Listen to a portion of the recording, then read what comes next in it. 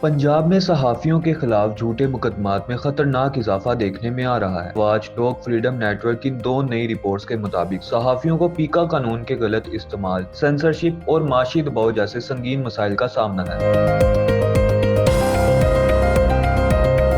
Report میں بتایا گیا کہ صرف 2025 کے دوران شمالی پنجاب میں پیکا کے تحت 31 FIRs، 8 جھوٹے مقدمات اور 2 جسمانی حملے رپورٹ ہوئے، جبکہ وسطی پنجاب میں 32 مقدمات درج کیے گئے، جن میں کئی کارروائیاں پرانی سوشل میڈیا پوسٹ پر کی گئیں۔ فریڈم نیٹ ورک کے ایگزیکٹو ڈائریکٹر اقبال خٹک کا کہنا ہے کہ جب تک مقامی میڈیا کو مضبوط نہیں کیا جائے گا، عوام کو مستند معلومات تک رسائی ممکن نہیں ہوگی۔ رپورٹ میں پیکا ایکٹ 2025 کی نئی ترامیم کو قانونی سینسرشپ قرار دیا گیا، کیونکہ اب پولیس سوشل میڈیا پوسٹ پر بھی مقدمات درج کر رہی ہے۔